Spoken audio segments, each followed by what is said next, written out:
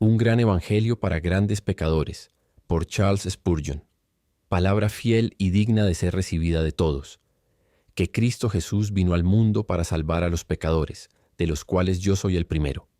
Mas por esto fui recibido a misericordia, para que Jesucristo mostrase en mí el primero toda su clemencia, para ejemplo de los que habían de creer en él para vida eterna. Por tanto, al Rey de siglos, inmortal, invisible, al solo sabio Dios, sea honor y gloria por los siglos de los siglos. Amén. Primera epístola a Timoteo, capítulo 1, versículos 15 a 17. Cuando Pablo escribió este texto memorable, palabra fiel y digna de ser recibida de todos, que Cristo Jesús vino al mundo para salvar a los pecadores, lo puso en conexión consigo mismo.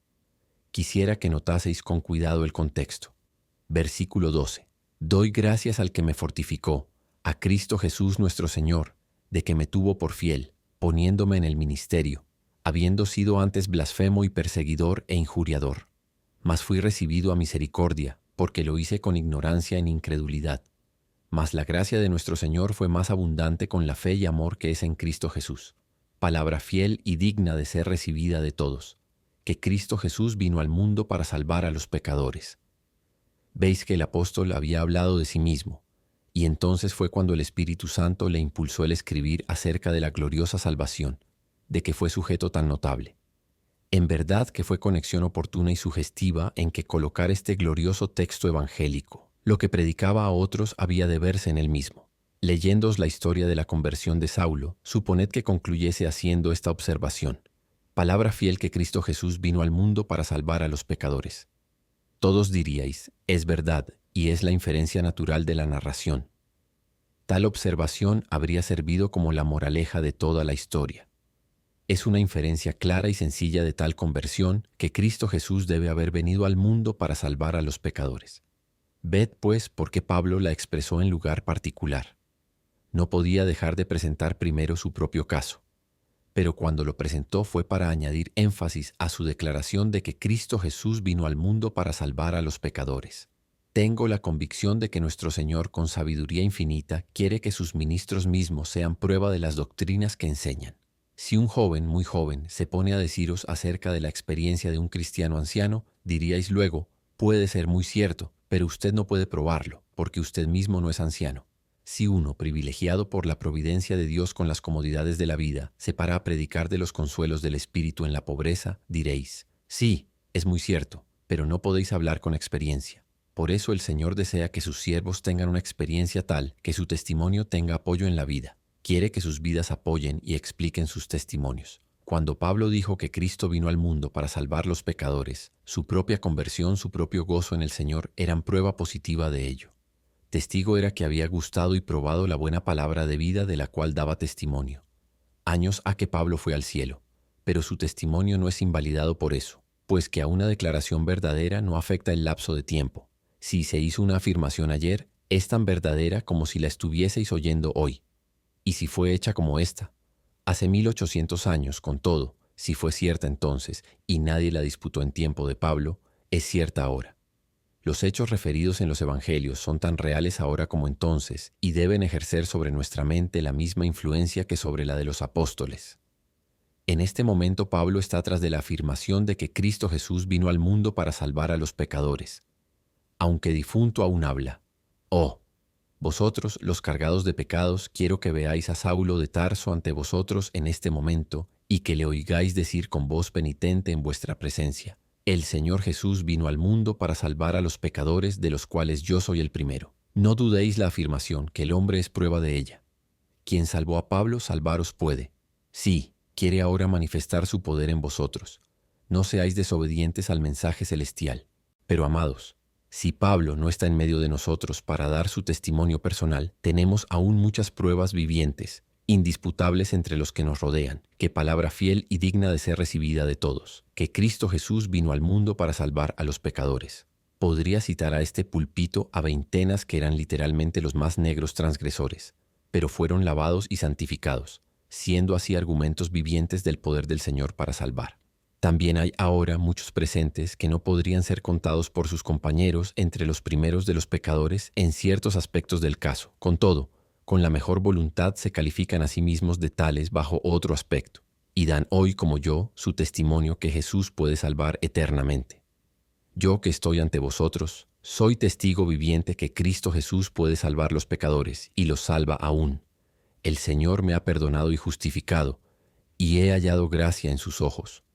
En mi caso también, probado está que palabra fiel y digna de ser recibida de todos, que Cristo Jesús vino al mundo para salvar a los pecadores, de los cuales yo soy el primero. Oh, cómo quisiera que mis oyentes me creyesen.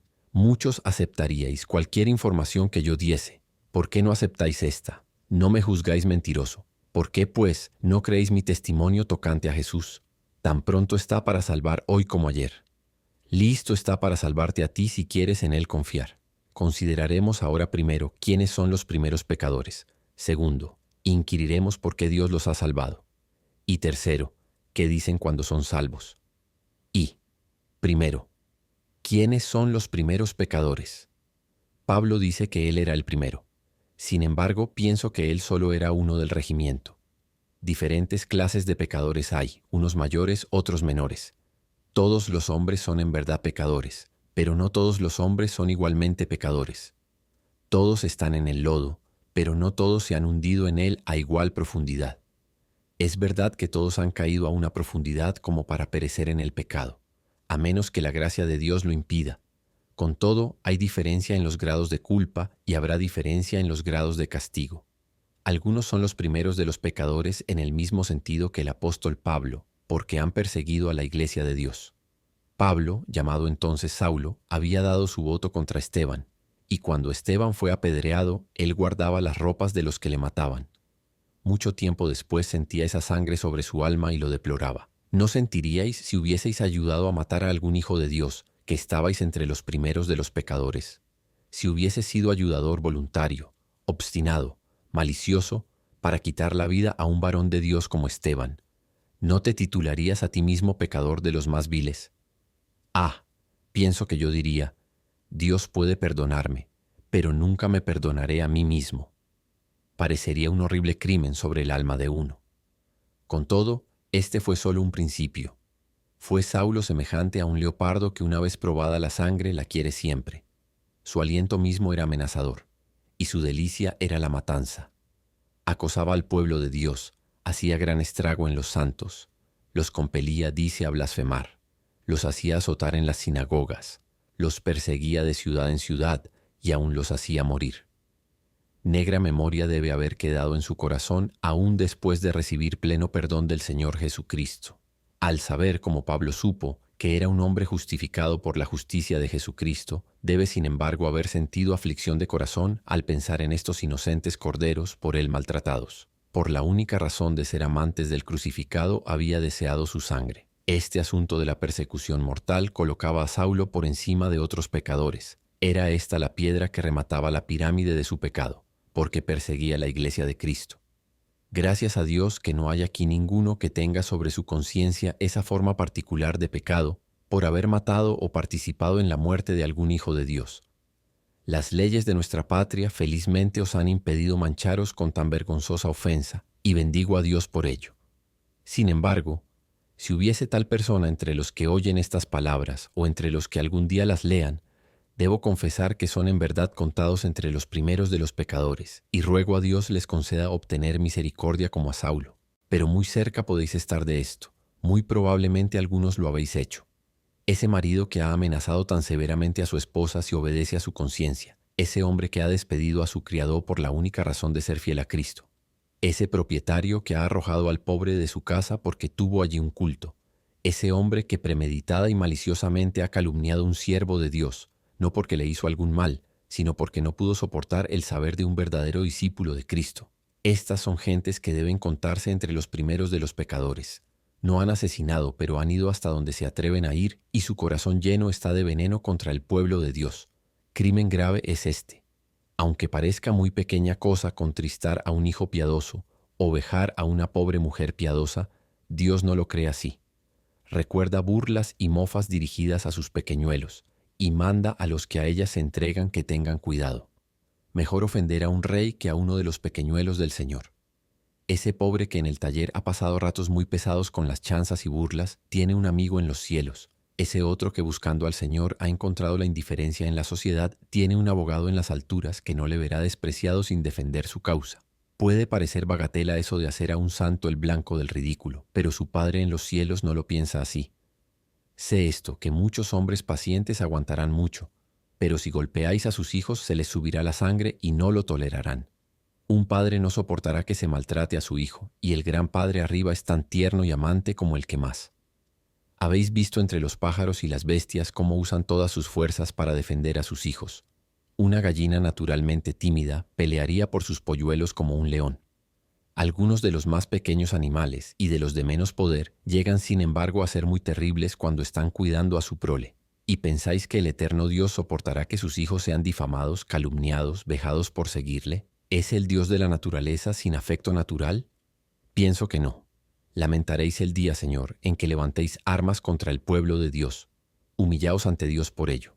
De otro modo seréis contado entre el primero de los pecadores, y el primero de los castigos os alcanzará. No dudo que haya algunos de esos aquí.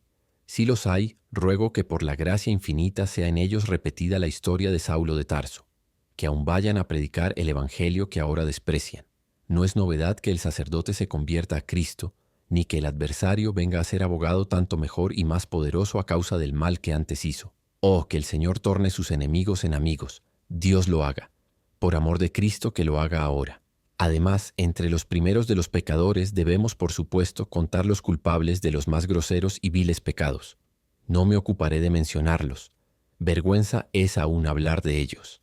Dios nos libre de la incontinencia y deshonestidad, de cualquiera de aquellos pecados censurables, aún a juicio de la moralidad común, porque si no, si nos entregamos a estos, por ellos ciertamente vendremos a ser contados entre los primeros de los pecadores. Sin embargo, debo mencionar la blasfemia y el habla deshonesta, porque desgraciadamente son tan comunes. ¿Piensa un hombre que puede seguir condenando su propio cuerpo y alma con tales palabras y jamás provocar a ira al Señor? ¿Sueña en poder usar palabras impuras y obscenas y juramentos malvados sin incurrir en pecado? Creo que estas cosas acarrean la más negra culpa sobre la conciencia, porque expresamente ha dicho Dios que no dará por inocente al que tomare su nombre en vano. Verdad es tratándose de cada pecado que Dios no dará por inocente al hombre que lo comete, pero se dice de este especialmente, porque los hombres imaginan que las palabras no son de gran importancia, o que de ellas no hace caso Dios. Aun la repetición irreflexiva del nombre del Señor envuelve gran pecado, porque así se toma el sagrado nombre en vano. Sin embargo, los hombres juegan con ese nombre en la conversación ordinaria, y eso con terrible frecuencia. No hay excusa para esta atolondrada maldad, porque no trae provecho ni placer al que así ofende. ¿A qué fin práctico puede servir? Como dijo a mucho J. Herbert, la concupiscencia y el vino alegan un placer, la avaricia ganancia, pero el jurador, por su compuerta abierta, deja por nada correr su alma sin temor. Si fuera yo un epicúreo, podría disminuir el jurar. No puedo formular una excusa por el lenguaje profano. Es inútil maldad voluntaria. Hablan los hombres de tal modo que nos horroriza. Hielan de terror nuestra sangre, no sea que Dios les tome la palabra, y todo por nada absolutamente. Pluguiese a Dios que cada blasfemo aquí presente, si los hubiere, lo que no dudo, abandonase ese hábito vil, inexcusable, inútil, que degrada al hombre en la sociedad, lo mancha ante Dios y asegura su condenación. El habla inmunda coloca a los culpables de ella entre los primeros de los pecadores, y ciertamente les alcanzará una terrible venganza en aquel día en que Dios maldecirá solemnemente a quienes tan fácilmente se han maldecido a sí mismos. Terrible cosa será para el hombre que ha usado de imprecaciones profanas encontrar que al fin fueron oídas y serán contestadas sus oraciones. Oh profano, ten cuidado, no sea que el Señor oiga tus oraciones para tu confusión eterna. Humíllate en este momento con profunda contrición y llora pensando en las muchas veces que has desafiado al Dios de los cielos y pronunciado palabras provocativas contra el Dios en cuyas manos está tu aliento. Aún no te ha abatido. Oh maravilla, ten cuidado de ti mismo. Sobre todo maravíllate de que se haga mención de misericordia para uno como tú. Ahora, queridos amigos, hay otros primeros entre los pecadores que no lo son por estos pecados más groseros. Permitidme mencionarlos porque en este grupo me tendré que colocar yo y muchos de vosotros. Están entre los primeros de los pecadores aquellos que han pecado contra la mucha luz y contra las influencias de la santa instrucción y del buen ejemplo. Hijos de padres piadosos que han sido criados e instruidos en el temor de Dios desde su juventud, Están entre los primeros de los pecadores si se vuelven del camino de la vida. Cuando faltan, hay un gran peso en su falta, que no se encontrará en el pecado común de los vagabundos o de los árabes del desierto. La prole del degradado no sabe cosa mejor. Pobres almas cuyas transgresiones son pecados de ignorancia, pero aquellos que saben lo mejor, cuando transgriden, transgriden con exceso. Talento de plomo es su pecado, y colgará de sus cuellos como piedra de molino. Recuerdo cómo esto me impresionó el corazón cuando fui convencido de mi pecado. No me había entregado a ninguno de los vicios más groseros, pero no había sido tentado por ellos, sino cuidadosamente guardado de sus influencias viciosas. Pero lamenté haber sido desobediente a mis padres, de espíritu soberbio, olvidadizo de los mandamientos de Dios. Sabía lo mejor desde el principio, y esto me colocaba en mi propia estimación entre los primeros de los pecadores. Me habla costado mucho hacer mal, porque había pecado contra la más clara luz. Especialmente es este el caso cuando el conocimiento va acompañado de mucha delicadeza de conciencia. Hay algunos de vosotros, inconversos, que cuando hacéis mal sentís que habéis hecho mal y lo sentís vivamente también, aunque nadie os reprenda por ello. No podéis ser injustos o irascibles, ni usar de lenguaje impropio, ni quebrantar el domingo, ni hacer algo prohibido sin que os moleste la conciencia. Sabéis lo que es retirarse y estar despierto sufriendo después de alguna diversión cuestionable, o después de haber hablado con frivolidad. Delicada conciencia es la vuestra, no la violéis, que seréis doblemente culpables. Cuando Dios pone el bocado en vuestra boca y tratáis de cogerlo entre los dientes y no os sujeta para nada, debéis hacer caso, porque podréis ser dejados para que os lancéis a la destrucción. El hombre que reprendido endurece la cerviz, de repente será quebrantado. No habrá para él medicina. Entre los primeros de los pecadores están los hombres que contra la luz y contra su conciencia deliberadamente escogen el camino del mal y dejan los mandamientos del Señor. Especialmente es ofensa grave pecar contra la suave influencia del Espíritu Santo. ¿No habéis sido graves ofensores en este punto?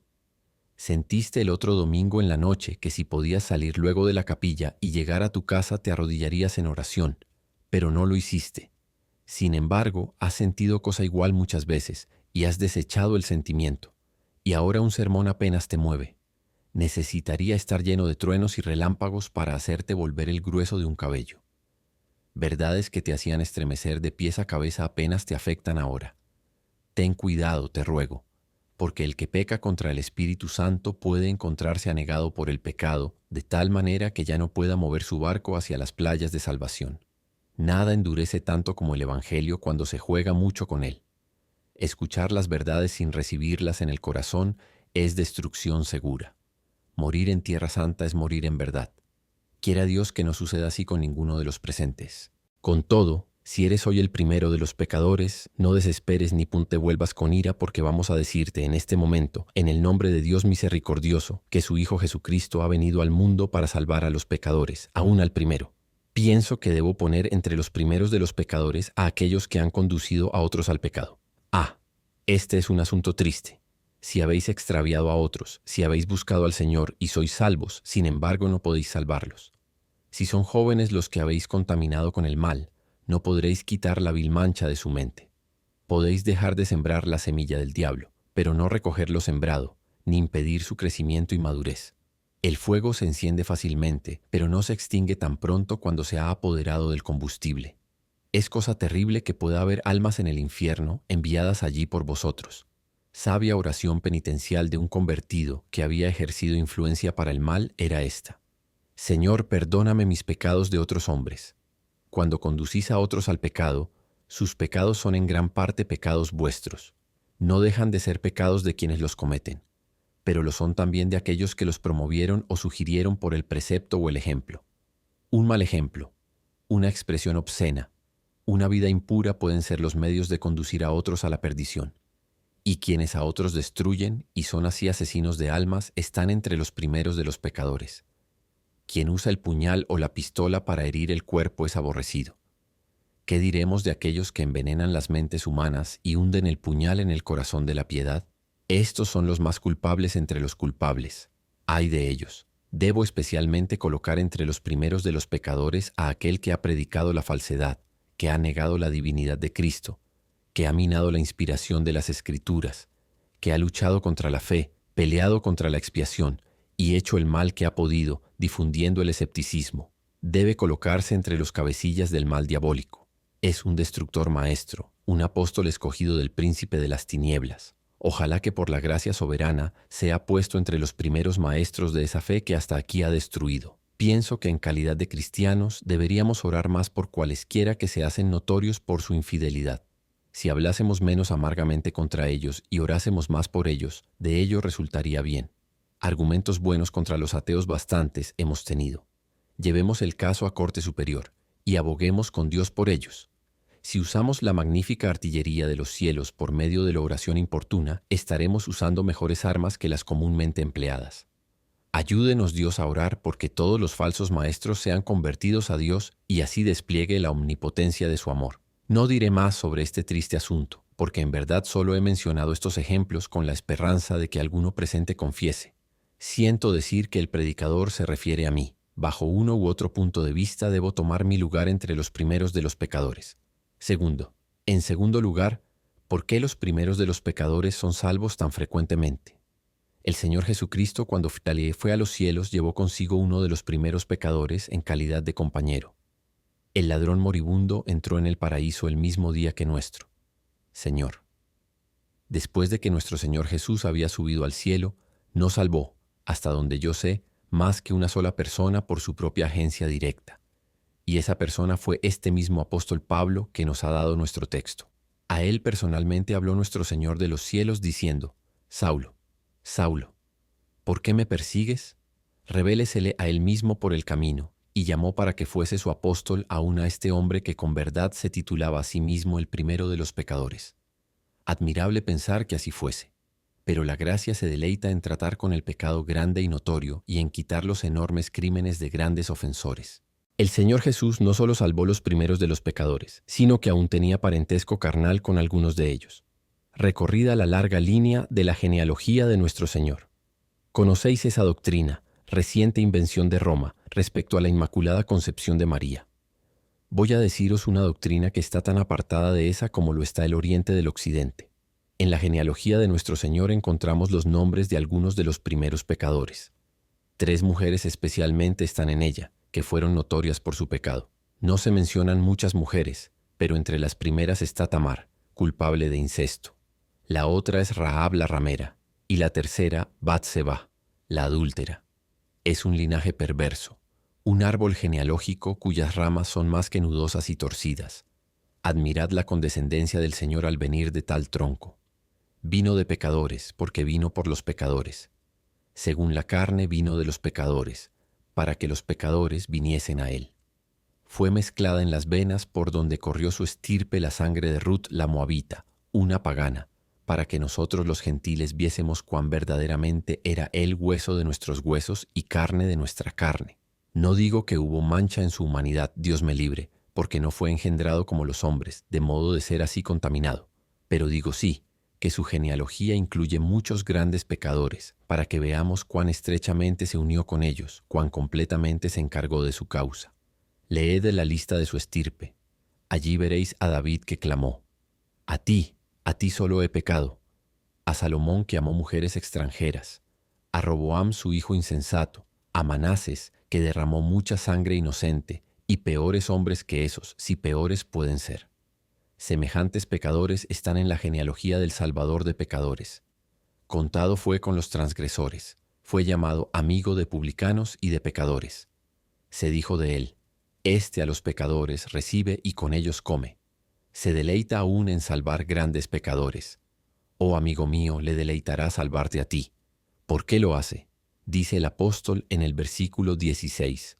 Mas por esto fui recibido a misericordia, es a saber, para que Jesucristo mostrase en mí el primero toda su clemencia. ¿Qué es esa su razón para salvar un pecador? Es para mostrar en ese pecador su clemencia, revelando su paciencia y perdón. En un gran pecador como Pablo, muestra toda su clemencia, no unos granos ni porciones de ella, sino toda su clemencia. ¿Quiere Jesucristo mostrar toda su clemencia? ¿Se deleita en revelar todo su amor? Sí, porque recordad que llama a su misericordia. Yo no hallo que llame a su poder sus riquezas, sino que llama a su gracia sus riquezas. En quien tenemos redención por su sangre, remisión de pecados por las riquezas de su gracia. Queridos amigos, el Señor, que es rico en misericordia, busca donde poner sus tesoros. Quiere un estuche para las sagradas joyas de su amor. Y estos atroces criminales, estos grandes ofensores que asimismo se juzgan negros como el infierno, estos son los mismos hombres a quienes les otorga las raras joyas de su bondad. Donde el pecado ha abundado, hay ancho campo para la misericordia infinita del Dios viviente. Si os encontráis grandemente culpables, ¿no os debe animar el que Dios se deleita en mostrar toda su paciencia salvando grandes pecadores? ¿No pediréis de una vez que en vuestro caso sea mostrada toda su clemencia? Creed en el Señor Jesucristo y será así. ¿Y qué dice luego Pablo? Que el Señor le salvó para ejemplo de los que hablan de creer en Él para vida eterna. Para ejemplo. Quiere decir para tipo o muestra. Pablo era prueba de primera clase. Las primeras pruebas de un grabado son claras y bien marcadas, y son por eso valiosas. Muestran el poder productor de la plancha en su punto más culminante, antes de gastarse la superficie. Pablo fue una de las pruebas tomadas de la plancha en los primeros días y bajo las circunstancias más favorables para sacar cada línea de gracia. Toda la clemencia de Dios vióse en él para modelo. Plegué a Dios que podamos poner a algunos de vosotros bajo esa misma plancha grabada y sacar más impresiones en esta misma hora, porque la plancha no está gastada. El tipo que Dios usa es tan nuevo como siempre. Cuando un impresor para su tipo, envía al autor un pliego para que vea el tipo que es, y a esto llama su prueba. Así Pablo fue prueba de Dios, una de las primeras tomadas por la maquinaria de la gracia, para dejarnos ver a todos lo que Dios tiene que decirnos respecto a su amor longánimo. La prensa está trabajando en este momento. Está haciendo impresiones ahora, las más claras, bien marcadas y legibles. Plegué a Dios que algún gran pecador presente sea como el papel bajo el tipo, para que tome la impresión de la gracia omnipotente. Una gran edición de la obra del amor fue publicada antes que el de Pablo fuese impreso y publicado. Me refiero al tiempo en que Pedro predicó el día de Pentecostés. Desde aquel día se han hecho muchas espléndidas y grandes ediciones en esa prensa. Tengo delante de mí una grande biblioteca que Dios ha impreso en esta casa, las pruebas que Dios ha sacado en estos últimos años del viejo tipo parado. Pero Pablo encabeza la lista como hermosa prueba primera de lo que Dios puede hacer. Luego Dios puede salvarme. Llegué a esa conclusión hace un año y poniéndola a prueba resultó verdad. Queridos compañeros pecadores, llegad a la misma conclusión. ¿Quiénes sois?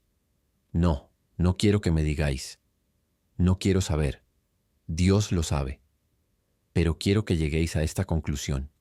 Si Pablo es muestra de salvados, ¿por qué pues no seré yo salvo? Si Pablo hubiese sido único, un producto de por sí, entonces justamente podríamos haber dudado en lo que toca a nosotros. Pero ya que es modelo, esperar podemos todos ver repetida en nosotros la clemencia del Señor. En la actualidad nos mandan en paquetes postales muestras de todo y compramos muchos artículos según la muestra. Cuando compráis según muestra, esperáis que los efectos sean iguales a la muestra. Dios así envía a Pablo como muestra de su gran misericordia para con los grandes pecadores. En verdad que decís, esta es la clase de trabajo que hago. Tomo este material bruto y malo del primero de los pecadores, lo renuevo y muestro toda misericordia en él. Es lo que estoy listo para hacer contigo. Pobre alma, ¿no aceptarás la misericordia del Señor? Entra en este negocio de salvación con el Señor, para que tú, pecador como el apóstol, seas como Él y obtengas la gloriosa salvación que hay en Cristo Jesús, que vino al mundo para salvar a los pecadores. Os estoy hablando muy clara y sencillamente, pero si amáis vuestra propia alma, mucho más os agradará escuchar. No os quiero entretener, quiero veros salvos. Fijad, os ruego, vuestra mente en este asunto, y aprended que hay esperanza para el peor de vosotros, si clama al Señor. Por eso es que Jesús salva a aquellos que más gravemente han errado, para presentarlos como muestras de lo que su gracia puede hacer. Pero pertenezco a familia tan mala, dice uno. Oh, sí, y han sido salvados muchos que pertenecen a las más depravadas y degradadas familias. Han entrado en relación con Cristo y su propia condición vil ha sido sorbida en su gloria. Convertidos los hijos de los criminales, pertenecen a la familia de Dios. A todos los que le recibieron dióles poder de ser hechos hijos de Dios, esto es, a los que creen en su nombre. Oh, pero yo me he entregado a vicios tan horribles. Triste confesión, pero no os condena a la desesperación, porque la sangre de Jesús limpia la peor inmundicia. Blasfemos, adúlteros, borrachos, ladrones. Esto, oh santos, erais algunos de vosotros, mas sois lavados, mas sois santificados. ¿Y por qué otros de carácter semejante no han de ser lavados también? Teso. Debo concluir deteniéndome un poco en la tercera división, que es esta. ¿Qué dicen los primeros de los pecadores cuando son salvos? Lo que dicen consta en el texto. Parece un himno. Al Rey de siglos, inmortal, invisible, al solo sabio Dios, sea honor y gloria por siglos de siglos. Amén. Tan luego como son salvos comienzan a alabar al Señor. No pueden transferirlo. Alguien les dirá, alabarás a Dios cuando entres al cielo. No, replica el alma, voy a alabarle ahora. Ahora al Rey de siglos, inmortal, invisible, sea honor y gloria por siglos de siglos. Contenerse no puede el amor agradecido, es como fuego en los huesos.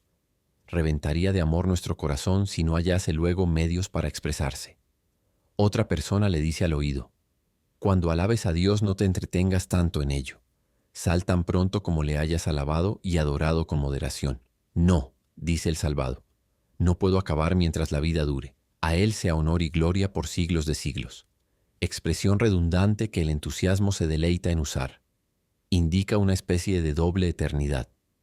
El pecador salvado nunca se cansará de glorificar al Señor. Le alabará por toda la eternidad.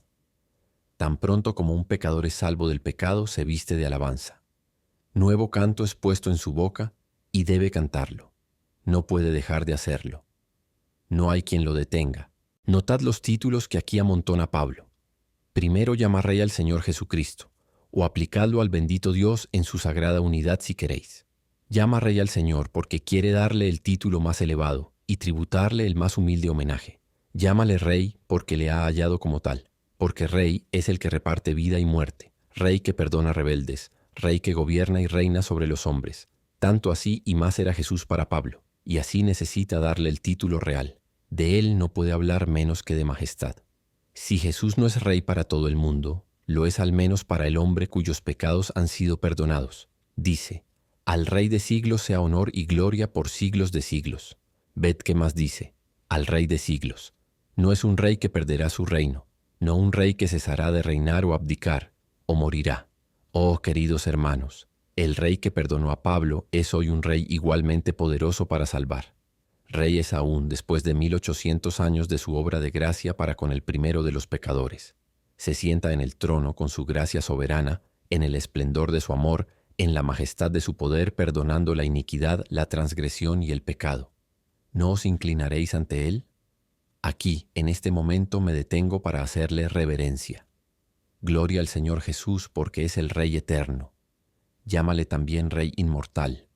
Es el Rey que siempre vive por su propio poder y puede por eso dar vida a las almas muertas. Bendito el nombre del Salvador que murió por los pecadores, pero igualmente bendito sea su nombre porque siempre vive para interceder por ellos y puede por eso salvar eternamente a los que por él se allegan a Dios. El Espíritu vivificado, resucitado, clama, gloria al Rey inmortal porque me ha hecho inmortal por el toque de su mano vivificadora. Porque Él vive, nosotros también viviremos.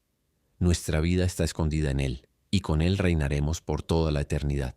Titulóle luego Pablo Rey invisible, porque aún no vemos sujetas a Él todas las cosas, y su reino es percibido por fe más bien que por vista. Invisible es para ojos mortales el Señor Jesús, y por eso nuestro servicio debe ser tributado por el Espíritu más bien que por los sentidos. En Él debemos confiar si hemos de acercarnos a Él, y de Él debemos decir a quien no habiendo visto amamos. Un Señor invisible, a quien conocer puede solo nuestra fe, nos ha salvado, y nos salvará por la eternidad. No tenemos un Rey que hemos visto o tocado, o cuya voz hemos oído materialmente. El nuestro es Rey invisible, y con todo moviéndose de aquí para allá entre nosotros, poderoso para salvar. Gracias al Espíritu Santo, que nos ha dado los ojos de la té para ver al invisible, y corazones para confiar y descansar en un Señor invisible. Diga cada alma salvada.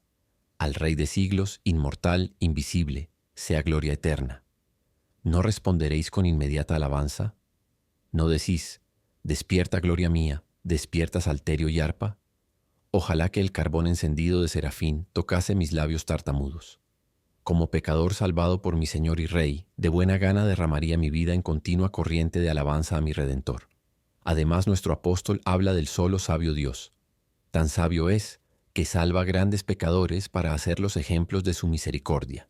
tan sabio que toma fanáticos y perseguidores para tornarlos en apóstoles, tan sabio que hace que la ira del hombre le alabe y usa la misma maldad del hombre para dar realce al resplandor de la gloria de su gracia. Al solo sabio Dios, suficientemente sabio para cambiar al león en cordero, para hacer de un pecador un santo, de un perseguidor un predicador, de un enemigo un amigo. A Él sea gloria. Oh, la sabiduría de Dios en el plan de la redención es profunda, insondable. Con ella comparada, no hay otra sabiduría, y se ve a Dios solo sabio. A Él sea honor y gloria por siglos de los siglos. Amén. A Él sea gloria en la tierra y gloria en los cielos, honor de todos nosotros, seres pobres e imperfectos, y gloria de parte nuestra cuando seamos hechos perfectos para ver su rostro. Venid vosotros salvos y levantad vuestros corazones. Comenzad luego los cantos que jamás cesarán. Jamás acabarán de cantar los santos porque recuerdan que fueron pecadores. Ven, pobre pecador, de los profundos exalta a aquel que a los profundos por ti descendió. Oh, todos los sedientos, venid a las aguas, y los que no tienen dinero, venid, comprad y comed. Venid, comprad sin dinero y sin precio, vino y leche. Buscad a Jehová mientras se halla. Llamadle, entre tanto que está cercano. Deje el impío su camino y el varón inicuo su pensamiento, y vuélvase a Jehová, el cual tendrá de él misericordia, y al Dios nuestro, el cual será grande para perdonar. Vosotros, los primeros de los pecadores, adorad a aquel que para vosotros es el primero entre 10,000, y todo el hermoso, nosotros, viles pecadores, que habéis ido hasta el mismo borde de la condenación por vuestros abominables pecados, levantaos hasta las más elevadas alturas de gozo entusiasta en Jesús vuestro Señor. Vuestra confianza poned en Jesucristo el Señor, y todo pecado y blasfemia os serán perdonados. Y al recibo de tal perdón romperéis en nuevas doxologías a Dios nuestro Salvador. Venid pues, dirá Jehová, y estemos a cuenta. Si vuestros pecados fueren como la grana, como la nieve serán emblanquecidos. Si fueren rojos como el carmesí, serán tornados como la lana blanca. Si quisiereis y oyereis, comeréis el bien de la tierra. Si no quisiereis y fuereis rebeldes, seréis consumidos a cuchillo, porque la boca de Jehová lo ha dicho. A vosotros, los más culpables de los culpables, os habla el apóstol Pablo, y está ante vosotros como el portador de la bandera parlamentaria de la misericordia de Dios. Rendíos al Rey eterno y habrá para vosotros perdón y libramiento de la ira venidera. Por un momento breve te dejé, mas con grandes misericordias te recogeré. 35 años vivió Pablo en el pecado. 20 años más tarde, cuando era más anciano que yo, escribió: palabra fiel y digna de ser recibida de todos, que Cristo Jesús vino al mundo para salvar a los pecadores, de los cuales yo soy el primero. ¿No hay aquí en esta noche alguna persona de 35 años de edad que quiera volver la hoja? ¿No hay aquí alguna mujer de esa edad que ha cometido pecados más que suficientes? ¿No es tiempo de volver al Señor y de seguir una vida nueva y mejor? Conviértelos, Señor, conviértelos y se convertirán. Hazlos vivir y para ti vivirán por siglos sin fin. Amén y amén.